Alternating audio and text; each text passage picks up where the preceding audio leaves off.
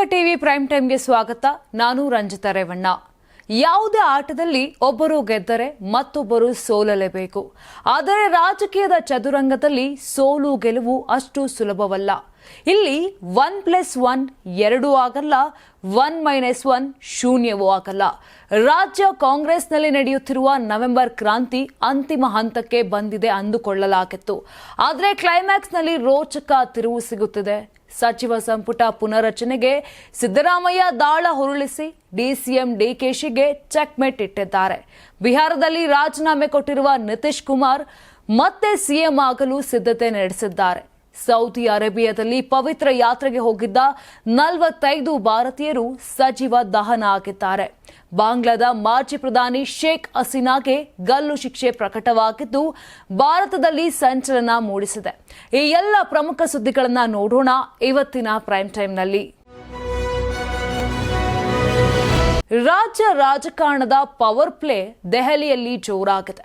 ದಿನ ಕಳೆದಂತೆ ಸಂಪುಟ ಸರ್ಜರಿ ವಿಚಾರ ಮತ್ತಷ್ಟು ವೇಗ ಪಡೆದಿದೆ.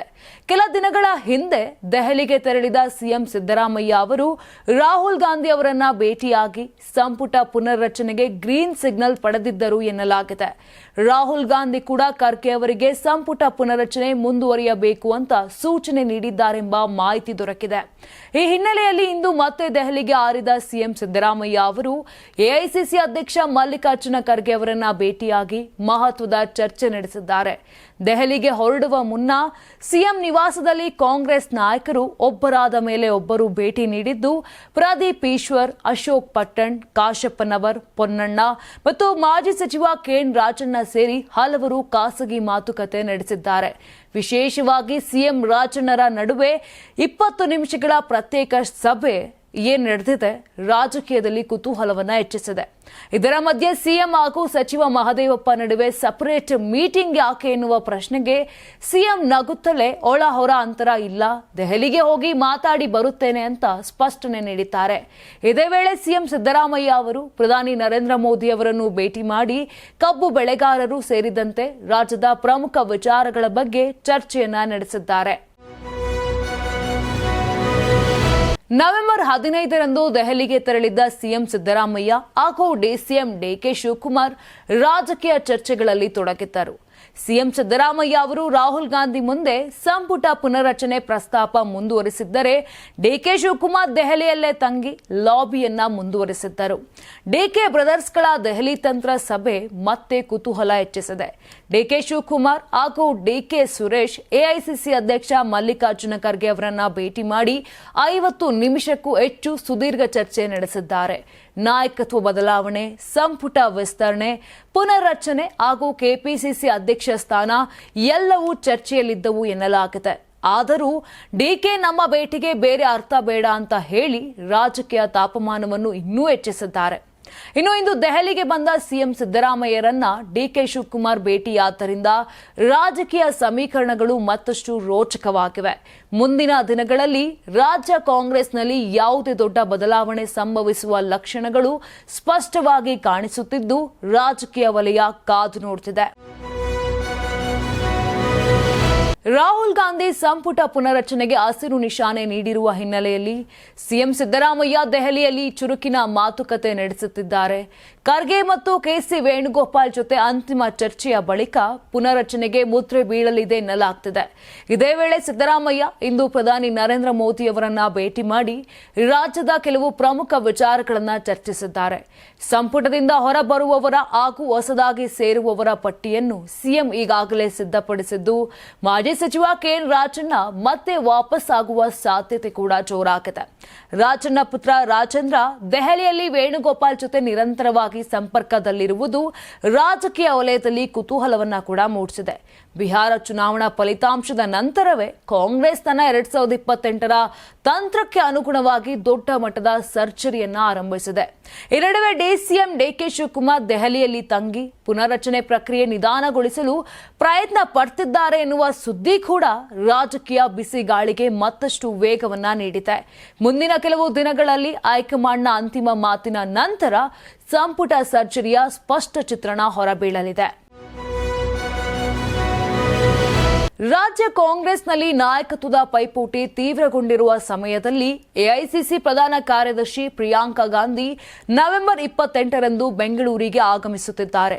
ರಾಜ್ಯ ಸರ್ಕಾರದ ಮಹತ್ವಾಕಾಂಕ್ಷಿ ಅಕ್ಕಪಡೆ ಯೋಜನೆಗೆ ಚಾಲನೆ ನೀಡಲಿದ್ದು, ಒಳಗಟ್ಟಿನ ಬಿರುಕುಗಳ ನಡುವೆ ಪ್ರಿಯಾಂಕಾ ಹಾಜರಾತಿ ರಾಜಕೀಯವಾಗಿ ವಿಶೇಷ ಗಮನವನ್ನ ಸೆಳೆದಿದೆ.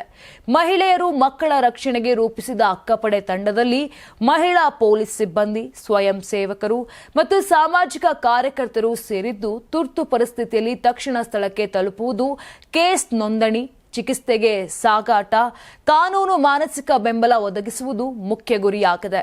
ರಾಜ್ಯಾದ್ಯಂತ ವಿಸ್ತರಿಸಲಾಗುತ್ತಿರುವ ಈ ಯೋಜನೆಗೆ ಈಗಾಗಲೇ 500ಕ್ಕೂ ಹೆಚ್ಚು ಸಿಬ್ಬಂದಿಯನ್ನ ತರಬೇತಿ ನೀಡಲಾಗಿದೆ. ಈ ಬೆಳವಣಿಗೆಯ ನಡುವೆ ಸಿದ್ದರಾಮಯ್ಯ, ಡಿಕೆ ಶಿವಕುಮಾರ್ ನಡುವಿನ ಸಿಎಂ ಕುರ್ಚಿ ಪೈಪೋಟಿ ಮತ್ತಷ್ಟು ಚರ್ಚೆಗೆ ಬಂದಿದೆ. ಪ್ರಿಯಾಂಕಾ ಆಗಮನವು ಪಕ್ಷದ ಒಳಗಿನ ಭಿನ್ನಮತ ನಿವಾರಣೆಗೆ ಅಥವಾ ಸರ್ಕಾರದ ಯೋಜನೆಗೆ ರಾಷ್ಟ್ರ ಮಟ್ಟದ ತೂಕ ನೀಡಲು ಎಂಬ ಪ್ರಶ್ನೆ ರಾಜಕೀಯ ವಲಯದಲ್ಲಿ ಗರಿಗೆದರಿದೆ. ಅಕ್ಕಪಡೆ ಯಶಸ್ವಿಯಾದರೆ ರಾಜ್ಯದ ಮಹಿಳಾ ಸುರಕ್ಷತೆಯಲ್ಲಿ ಮಹತ್ವದ ಬದಲಾವಣೆಯ ನಿರೀಕ್ಷೆ ಕೂಡ ವ್ಯಕ್ತವಾಗಿದೆ. ಬಿಹಾರ ವಿಧಾನಸಭಾ ಚುನಾವಣೆಯಲ್ಲಿ ಎನ್ಡಿಎ ಭರ್ಜರಿ ಜಯಗಳಿಸಿದ ಹಿನ್ನೆಲೆ ಸೋಮವಾರ ನಡೆದ ಸಚಿವ ಸಂಪುಟ ಸಭೆಯಲ್ಲಿ ವಿಧಾನಸಭೆ ವಿಸರ್ಜನೆಗೆ ಅನುಮೋದನೆ ದೊರೆಯಿತು. ನವೆಂಬರ್ 19ರಂದು ಅಧಿಕೃತವಾಗಿ ವಿಧಾನಸಭೆ ವಿಸರ್ಜಿಸಲಾಗುತ್ತಿದ್ದು, ಮುಖ್ಯಮಂತ್ರಿ ನಿತೀಶ್ ಕುಮಾರ್ ರಾಜ್ಯಪಾಲ ಆರಿಫ್ ಮೊಹಮ್ಮದ್ ಖಾನ್ ಅವರಿಗೆ ಪತ್ರವನ್ನ ಸಲ್ಲಿಸಿದ್ದಾರೆ. ಇದರಿಂದ ಹೊಸ ಸರ್ಕಾರ ರಚನೆ ಪ್ರಕ್ರಿಯೆ ವೇಗವನ್ನ ಪಡೆದುಕೊಂಡಿದೆ. ಈ ನಡುವೆ ಮುಖ್ಯಮಂತ್ರಿಗಳ ಕಚೇರಿ ಮತ್ತು ರಾಜಭವನದ ನಡುವೆ ಭದ್ರತೆ ಕಟ್ಟುಕಟ್ಟಿನಗೊಳಿಸಲಾಗುತ್ತಿದ್ದು, ಸಂಪುಟ ಸಭೆ ಮುಗಿದ ತಕ್ಷಣ ನಿತೀಶ್ ಕುಮಾರ್ ನೇರವಾಗಿ ರಾಜಭವನಕ್ಕೆ ತೆರಳಿ ತಮ್ಮ ರಾಜೀನಾಮೆ ಸಲ್ಲಿಸಿದ್ದಾರೆ. ಎನ್ಡಿಎಗೆ ದೊರೆತ ಸ್ಪಷ್ಟ ಬಹುಮತದ ಹಿನ್ನೆಲೆಯಲ್ಲಿ ಹೊಸ ಸರ್ಕಾರ ರಚಿಸಲು ತಾವು ಅರ್ಹರೆಂದು ನಿತೀಶ್ ಅವರು ರಾಜ್ಯಪಾಲರಿಗೆ ಹಕ್ಕನ್ನ ಮಂಡಿಸಿದ್ದಾರೆ. 2005ರಿಂದ ದಾಖಲೆ 10ನೇ ಬಾರಿ ನಿತೀಶ್ ಕುಮಾರ್ ಮುಖ್ಯಮಂತ್ರಿಯಾಗಿ ಪ್ರಮಾಣ ವಚನ ಸ್ವೀಕರಿಸಲು ಸಜ್ಜಾಗಿದ್ದಾರೆ. ನವೆಂಬರ್ 20ರಂದು ಗಾಂಧಿ ಮೈದಾನದಲ್ಲಿ ಅದ್ದೂರಿ ಕಾರ್ಯಕ್ರಮ ಕೂಡ ನಡೆಯಲಿದೆ. ಪ್ರಧಾನಮಂತ್ರಿ ನರೇಂದ್ರ ಮೋದಿ, ಕೇಂದ್ರ ಸಚಿವರು ಮತ್ತು ಹಲವು ಬಿಜೆಪಿ ಆಡಳಿತ ರಾಜ್ಯಗಳ ಮುಖ್ಯಮಂತ್ರಿ ಸೇರಿ ಅನೇಕ ಗಣ್ಯರು ಈ ಸಮಾರಂಭದಲ್ಲಿ ಭಾಗವಹಿಸಲಿದ್ದಾರೆ. ಬಿಹಾರದಲ್ಲಿ ಎನ್ಡಿಎ ಭರ್ಜರಿ ಜಯದ ನಂತರ ಜೆಡಿಯು ನಾಯಕ ನಿತೀಶ್ ಕುಮಾರ್ 10ನೇ ಬಾರಿಗೆ ಮುಖ್ಯಮಂತ್ರಿಯಾಗುತ್ತಿದ್ದಾರೆ. ಚುನಾವಣೆಯಲ್ಲಿ ಬಿಜೆಪಿ 89 ಮತ್ತು ಜೆಡಿಯು 85 ಸ್ಥಾನಗಳೊಂದಿಗೆ ಮುನ್ನಡೆ ಸಾಧಿಸಿದರೂ ಅತಿದೊಡ್ಡ ಪಕ್ಷವಾದ ಬಿಜೆಪಿ ಈ ಬಾರಿ ಸಚಿವ ಸಂಪುಟದಲ್ಲಿ ಹೆಚ್ಚಿನ ಪ್ರಾತಿನಿಧ್ಯ ಪಡೆಯುವ ಸಾಧ್ಯತೆ ಕೂಡ ಜಾಸ್ತಿ. ಫಲಿತಾಂಶದ ಬಳಿಕ ಅಮಿತ್ ಶಾ ಅಧ್ಯಕ್ಷತೆಯಲ್ಲಿ ಎನ್ಡಿಎ ಸಭೆ ನಡೆದಿದ್ದು, ಬಿಜೆಪಿ 15ರಿಂದ 16 ಸಚಿವ ಸ್ಥಾನಗಳು ಮತ್ತು ಜೆಡಿಯು ಸುಮಾರು 14 ಸ್ಥಾನಗಳನ್ನು ಪಡೆಯುವುದು ಬಹುತೇಕ ಖಚಿತವಾಗಿದೆ. ಎನ್ಡಿಎ ಮೈತ್ರಿ ಪಕ್ಷಗಳಾದ ಲೋಕ ಜನಶಕ್ತಿ ಪಕ್ಷಕ್ಕೆ 3, ಎಚ್ಎಎಂ ಪಕ್ಷಕ್ಕೆ 1 ಮತ್ತು ಉಪೇಂದ್ರ ಕುಶ್ವಾಹಾ ಅವರ ಆರ್ಎಲ್ಎಸ್ಪಿಗೂ 1 ಸಚಿವ ಸ್ಥಾನ ಸಿಗುವ ನಿರೀಕ್ಷೆ ಇದೆ. 6 ಶಾಸಕರಿಗೆ 1 ಸಚಿವ ಸ್ಥಾನ ಎನ್ನುವ ಸೂತ್ರವನ್ನು ಅನುಸರಿಸಲು ಚರ್ಚೆ ಕೂಡ ನಡೆದಿದೆ. ಒಟ್ಟು 202 ಸ್ಥಾನಗಳನ್ನು ಪಡೆದಿರುವ ಎನ್ಡಿಎ ಬಿಹಾರ ರಾಜಕೀಯದಲ್ಲಿ ಸ್ಪಷ್ಟ ಬಹುಮತದೊಂದಿಗೆ ಸರ್ಕಾರ ರಚಿಸಲು ಸಜ್ಜಾಗಿದೆ. ಇನ್ನು ಪ್ರಮಾಣ ವಚನ ಸಮಾರಂಭ 20ರಂದು ಗಾಂಭೀರ್ಯದಿಂದ ನಡೆಯುತ್ತದೆ. ಬೆಂಗಳೂರಿನಿಂದ ತುಮಕೂರಿನವರೆಗೆ ಮೆಟ್ರೋ ವಿಸ್ತರಣೆಗಾಗಿ ಬಿಎಂಆರ್ಸಿಎಲ್ ಕೊನೆಗೂ ಡಿಪಿಆರ್ ತಯಾರಿಸಲು ಟೆಂಡರ್ ಕರೆದಿದೆ. 59.6 ಕಿಲೋಮೀಟರ್ ಉದ್ದದ ಗ್ರೀನ್ ಲೈನ್ ಅನ್ನು 25 ಎತ್ತರಿಸಿದ ನಿಲ್ದಾಣಗಳೊಂದಿಗೆ ನಿರ್ಮಿಸುವ ಯೋಜನೆಗೆ ಆರಂಭಿಕ ವೇಗ ಸಿಕ್ಕಿದೆ. ಮೊಟ್ಟ ಮೊದಲ ಬಾರಿಗೆ ಕರ್ನಾಟಕದಲ್ಲಿ ಇಂಟರ್ ಸಿಟಿ ಮೆಟ್ರೋ ಸೇವೆ ಹುಟ್ಟಿಕೊಳ್ಳಲು ಇದು ದಾರಿ ಮಾಡುತ್ತದೆ ಹಾಗೂ ಕರ್ನಾಟಕದ ಮೊದಲ ಇಂಟರ್ ಸಿಟಿ ಮೆಟ್ರೋ ಖ್ಯಾತಿಯನ್ನ ಪಡಿತಾ ಇದೆ. ಇನ್ನು ಮಾಧವಾರ ತುಮಕೂರು ಕಾರಿಡಾರ್ ಪಿಪಿಪಿ ಮಾದರಿಯಲ್ಲಿ ಅಭಿವೃದ್ಧಿಯಾಗಲಿದೆ. ಮೆಟ್ರೋ ಮಾರ್ಗವು ನೆಲಮಂಗಲ, ದಾಬಸ್ಪೇಟೆ, ಕ್ಯಾತಸಂದ್ರ ಮೂಲಕ ಸಾಗಲಿದೆ. ಯೋಜನೆಯ ಮೊದಲ ಹಂತಕ್ಕೆ ಸುಮಾರು 20,649 ಕೋಟಿ ವೆಚ್ಚ ಆಗುವ ನಿರೀಕ್ಷೆಯಿಂದ 2024-25ರ ಬಜೆಟ್ನಲ್ಲಿಯೇ ಈ ಯೋಜನೆಯ ಪ್ರಸ್ತಾಪ ನಡೆದಿದೆ. ತುಮಕೂರಿಗೆ ಮೆಟ್ರೋ ವಿಸ್ತರಣೆ ಜಾರಿಯಾದರೆ ಈಗಿನ ಪ್ರಯಾಣ ಸಮಯವು ಗಣನೀಯವಾಗಿ ಕಡಿಮೆಯಾಗುವುದರೊಂದಿಗೆ ಹೆದ್ದಾರಿ ಸಂಚಾರ ದಟ್ಟಣೆ ಸಹ ಇಳಿಕೆಯಾಗಲಿದೆ. ಗ್ರೀನ್ ಲೈನ್ ವಿಸ್ತರಣೆಯು ಮಾರ್ಗದ ಸುತ್ತಲಿನ ಪ್ರದೇಶಗಳಲ್ಲಿ ಆರ್ಥಿಕ ಚಟುವಟಿಕೆಗಳನ್ನು ಹೆಚ್ಚಿಸಿ ರಾಜ್ಯಕ್ಕೆ ಹೊಸ ರೀತಿಯ ಸಾರಿಗೆ ಅಭಿವೃದ್ಧಿ ಮಾದರಿಯನ್ನ ಪರಿಚಯಿಸುತ್ತದೆ. ಬೆಂಗಳೂರಿನಲ್ಲಿ ಕರ್ನಾಟಕದಲ್ಲೇ ಅತಿದೊಡ್ಡ ಡಿಜಿಟಲ್ ಅರೆಸ್ಟ್ ಪ್ರಕರಣ ಬೆಳಕಿಗೆ ಬಂದಿದೆ. ಇಂದಿರಾನಗರದ 57 ವರ್ಷದ ಮಹಿಳಾ ಟೆಕ್ಕಿಯೊಬ್ಬರು ಡಿಜಿಟಲ್ ಅರೆಸ್ಟ್ ಸೈಬರ್ ವಂಚನೆಗೆ ಒಳಗಾಗಿ ಬರೋಬ್ಬರಿ 31.83 ಕೋಟಿ ರೂಪಾಯಿ ಕಳೆದುಕೊಂಡಿದ್ದಾರೆ.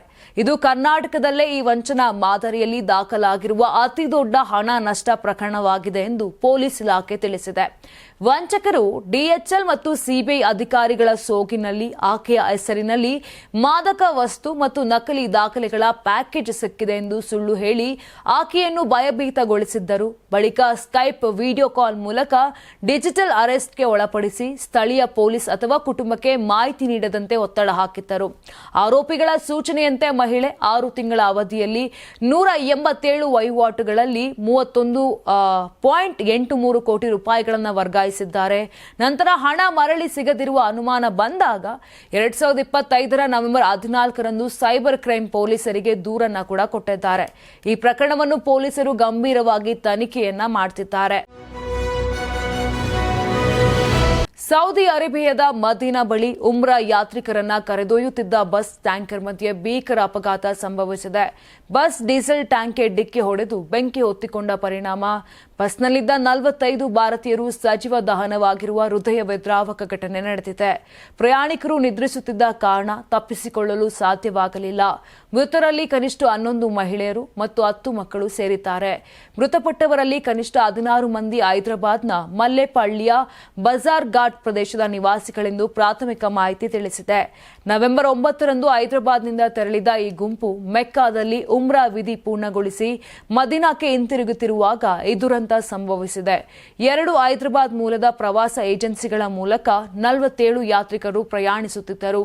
ವಿದೇಶಾಂಗ ಸಚಿವ ಎಸ್ ಜೈಶಂಕರ್ ಘಟನೆ ಕುರಿತು ಆಘಾತ ವ್ಯಕ್ತಪಡಿಸಿ ಪೀಡಿತ ಕುಟುಂಬಗಳಿಗೆ ಸಹಾನುಭೂತಿ ತಿಳಿಸಿದರು. ಜೆಡ್ಡಾದ ಭಾರತೀಯ ಕಾನ್ಸುಲೇಟ್ 24x7 ನಿಯಂತ್ರಣ ಕೊಠಡಿಯನ್ನ ತೆರೆಯುತ್ತಿದ್ದು ತುರ್ತು ಸಹಾಯಕ್ಕಾಗಿ ಟೋಲ್ ಫ್ರೀ 800-244-0003 ಪ್ರಕಟಿಸಿದೆ. ತೆಲಂಗಾಣ ಮುಖ್ಯಮಂತ್ರಿ ರೇವಂತ್ ರೆಡ್ಡಿ ಅಧಿಕಾರಿಗಳಿಗೆ ರಾಯಭಾರ ಕಚೇರಿಯೊಂದಿಗೆ ಸಮನ್ವಯ ಸಾಧಿಸಿ ಮೃತರ ವಿವರಗಳನ್ನು ತಕ್ಷಣ ಸಂಗ್ರಹಿಸುವಂತೆ ಸೂಚಿಸಿದ್ದಾರೆ. ಬಾಂಗ್ಲಾದೇಶದ ನ್ಯಾಯಾಲಯವು ಮಾಜಿ ಪ್ರಧಾನಿ ಶೇಖ್ ಹಸೀನಾ ಅವರಿಗೆ ದಂಗೆ, ಸಾಮೂಹಿಕ ಹತ್ಯೆ ಮತ್ತು ಮಾನವೀಯತೆಯ ವಿರುದ್ಧದ ಅಪರಾಧಗಳಲ್ಲಿ ಮರಣದಂಡನೆ ವಿಧಿಸಿದ್ದು ಅಂತಾರಾಷ್ಟ್ರೀಯ ಮಟ್ಟದಲ್ಲಿ ತೀವ್ರ ಚರ್ಚೆಗೆ ಗ್ರಾಸವಾಗಿದೆ. ದಂಗೆ, ಪ್ರಚೋದನೆ, ಕೊಲೆ ಆದೇಶ ಮತ್ತು ದೌರ್ಜನ್ಯ ತಡೆಯಲು ವಿಫಲವಾದ ಪ್ರಕರಣಗಳಲ್ಲಿ ತಪ್ಪಿತಸ್ಥರೆಂದು ನ್ಯಾಯಾಧೀಶ ಗೋಲಂ ಮೊಟುರ್ಜಾ ಹೇಳಿದ್ದಾರೆ. ತೀರ್ಪಿನ ನಂತರ ಮಾತನಾಡಿರುವಂತಹ ಶೇಖ್ ಹಸೀನಾ ತನಗೆ ನೀಡಿದ ಶಿಕ್ಷೆಯನ್ನ ಸುಳ್ಳು ಮತ್ತು ರಾಜಕೀಯ ಪ್ರೇರಿತ ಎಂದು ತೀವ್ರವಾಗಿ ಖಂಡಿಸಿದ್ದಾರೆ. ಪ್ರಜಾಪ್ರಭುತ್ವವಿಲ್ಲದ ಸರ್ಕಾರ ನಿರ್ಮಿಸಿದ ನ್ಯಾಯ ಮಂಡಳಿಯಿಂದ ನ್ಯಾಯ ಸಿಗುವುದಿಲ್ಲವೆಂದು ಆರೋಪಿಸಿದ ಅವರು, ಅಲ್ಲಾ ಜೀವ ಕೊಟ್ಟಿದ್ದಾನೆ, ಆತನೇ ತೆಗೆದುಕೊಳ್ಳುತ್ತಾನೆ. ನಾನು ದೇಶದ ಜನರಿಗಾಗಿ ಕೆಲಸ ಮುಂದುವರಿಸುತ್ತೇನೆ ಅಂತ ಹೇಳಿದ್ದಾರೆ. ಇನ್ನು ಶೇಖ್ ಹಸೀನಾ ಈಗ ನವದೆಹಲಿಯಲ್ಲಿ ಆಶ್ರಯ ಪಡೆದಿರುವುದರಿಂದ ಅವರನ್ನು ಹಸ್ತಾಂತರಿಸುವ ವಿಷಯ ಭಾರತಕ್ಕೆ ದೊಡ್ಡ ರಾಜತಾಂತ್ರಿಕ ಸವಾಲಾಗಿದೆ. ಢಾಕಾದ ಮಧ್ಯಂತರ ಸರ್ಕಾರ ಅಧಿಕೃತ ಹಸ್ತಾಂತರ ವಿನಂತಿ ಸಲ್ಲಿಸುವ ಸಾಧ್ಯತೆ ಕೂಡ ಹೆಚ್ಚಿದೆ. ಭಾರತ ಒಪ್ಪಿಕೊಳ್ಳಬೇಕು ಅಥವಾ ತಿರಸ್ಕರಿಸಬೇಕು ಎಂಬ ಗೊಂದಲ ಎದುರಿಸ್ತಾ ಇದೆ. ಈ ಬೆಳವಣಿಗೆ ದಕ್ಷಿಣ ಏಷ್ಯಾದ ರಾಜಕೀಯ ಮತ್ತು ಭಾರತ ಬಾಂಗ್ಲಾದೇಶ ಸಂಬಂಧಗಳಲ್ಲಿ ಹೊಸ ಅನಿಶ್ಚಿತತೆಯನ್ನು ಸೃಷ್ಟಿಸಿದೆ.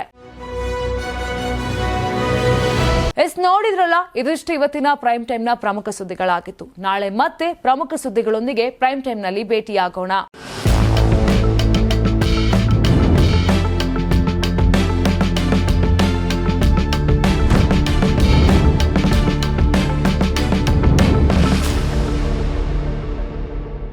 ನಿಮಗೆ ಮಾಧ್ಯಮದಲ್ಲಿ ಕೆಲಸ ಮಾಡುವ ಆಸಕ್ತಿ ಇದೆಯಾ? ಹಾಗಾದ್ರೆ ಕರ್ನಾಟಕ ಟಿವಿ ಡಿಜಿಟಲ್ ಮೀಡಿಯಾದಲ್ಲಿದೆ ನಿಮಗೆ ಒಳ್ಳೆಯ ಅವಕಾಶ.